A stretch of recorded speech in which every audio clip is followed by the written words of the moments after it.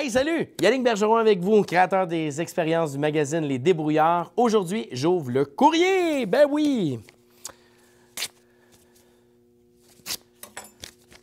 Alors, j'ai une question qui vient de Martine.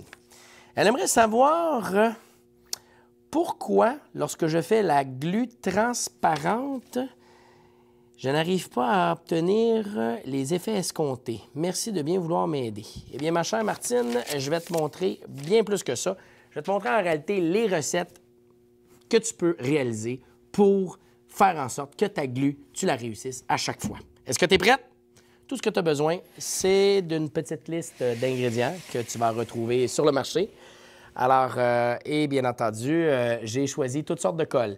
Alors, tu parlais de la colle transparente, je pense que c'est celle-là que tu voulais dire. Mais aujourd'hui, il y a des colles qui ont des brillants dedans, puis il y a des colles qui sont légèrement opaques avec des brillants dedans.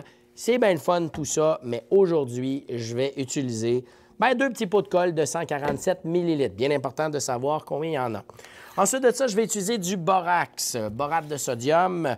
Alors, ce que je vais faire, je vais tout de suite commencer en ajoutant quelques cuillerées de cette poudre directement dans un peu d'eau, comme ceci. Donc, je vais mettre 2 cuillerées à soupe à l'intérieur de ça, puis je vais brasser le tout. Donc, je viens d'obtenir ma solution liante qui va me permettre de ramifier les chaînes de carbone qui sont dans, évidemment, mes colles qui sont là. Donc, je dépose ça ici. Ça, c'est quoi? Ma solution liante de borate de sodium, borax, je mets ça de côté. Ensuite de ça, j'ai besoin d'un peu d'eau, chin-chin, de gants et finalement de colorant alimentaire. Bon, OK. Pour réaliser notre glu, ce qu'on va faire, on va se faire un peu de place et on va aller chercher un grand bol. Tadam! Grand bol. Pour faire la glu transparente, c'est le même principe que toutes les autres glus. Mais là, je vais essayer de rendre ça plus facile. Ce qui est important de comprendre, c'est qu'il faut toujours mettre 2 fois plus de colle que d'eau. Puis ensuite, pour ça, on y va à l'œil, ce qui va vous aider amplement.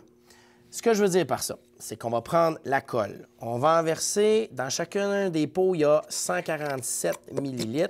Mais je peux m'apercevoir que lorsque je le vide, il m'en reste une bonne quantité. Donc, j'ai à peu près un 30 ml de perte. Parfait, je vais faire la même chose avec celui-ci.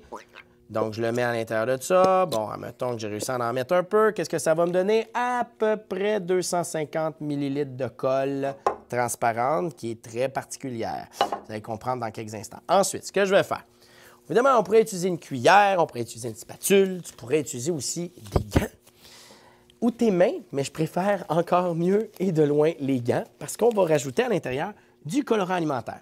Là, tu as 2 choix pour le colorant alimentaire. Ou bien tu le mets directement dans ta colle ou tu le mets dans l'eau. Personnellement, je préfère le mettre directement dans l'eau. Pourquoi? Parce qu'évidemment, dans l'eau, ça va le diluer beaucoup plus rapidement, il va se diffuser. N'est-ce pas, caméraman? Mais oui, il me regarde. Alors, on va rajouter ça, on va rajouter ça. Hein? Combien j'en ai mis, Eric? T'as-tu compté? Non, je le savais, il n'a pas compté. Alors, une fois que tu as mis beaucoup de colorant alimentaire, mais tu ajoutes, ici, j'ai mis une demi-tasse, parce que là-dedans, j'ai une tasse. Donc, 250 ml de colle, 125 ml d'eau, j'ajoute ça à l'intérieur. Et ce qui est bien important, avant de faire quoi que ce soit, c'est de combiner les ingrédients ensemble. Donc, tu peux y aller avec tes mains, tu peux y aller avec une spatule, tu peux y aller avec une cuillère, mais l'important, c'est que ta colle et ton eau fassent joujou. Une fois qu'ils sont bien mélangés, tu peux t'apercevoir que la couleur est uniforme et là, s'opère la magie. Tu peux reprendre ta petite cuillère comme ça, si tu veux, et tu peux rajouter tranquillement ton eau à l'intérieur pour permettre de faire figer le tout. Moi, j'en mets, là, je le sais à peu près, là-dedans, là, je viens de mettre 4 cuillerées, on va en mettre une 5e et voilà. Ensuite, ce que je fais, je prends mes mains et je brasse. Si je manque mon coup, qu'est-ce que je fais? J'en rajoute. Puis évidemment, si tu veux qu'elle soit plus épaisse, plus gluante, moins gluante, bien, ça dépend de la quantité de solution liante que tu mets.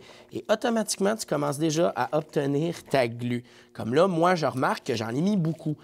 Mais à partir de ce moment-là, il ne faut pas que tu te décourages. Mais non, Martine, ce que tu as à faire, c'est de brasser le tout pour, évidemment, incorporer les ingrédients pour leur permettre ensuite de ça, bien, je sais pas, si tu as de la place sur ton comptoir à la maison, de pouvoir vérifier la texture. Mais tu vois, c'est encore assez collant et moi, je ne veux pas que ça me colle après les doigts. Donc, qu'est-ce que j'ai besoin de faire?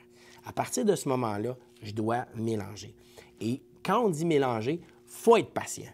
Pourquoi? Parce que tu dois laisser le temps à tous les ingrédients qui sont présents de rentrer les uns avec les autres pour pouvoir faire la réaction chimique, faire la liaison chimique qui est à l'intérieur de ta glu. Si tu dis, bien, je l'ai raté parce qu'elle est comme ça, bien, tu n'as pas compris qu'une recette, ça prend du temps. Donc, il faut que tu mélanges. Puis, quand je dis mélanger, là, ça prend du temps. Fait que là, mon caméraman va s'endormir. Éric, vas-tu t'endormir? Ah, pas pire. Alors, ce que je dirais, c'est qu'à ce moment-là, je dois mélanger. Puis, si je m'aperçois que c'est trop pâteux, je rajoute de la colle ou je rajoute de l'eau. Mais je peux continuer à le faire. Les ingrédients s'adorent. Donc, évidemment, une fois qu'elle est prête, là, tu ne peux pas la remodifier. Mais pendant l'opération, il n'y a rien là, tu peux le faire. Alors là, moi, ce que j'aime à partir de ce moment-là, parce que je vois qu'elle est bien gluante, c'est de retirer mes gants.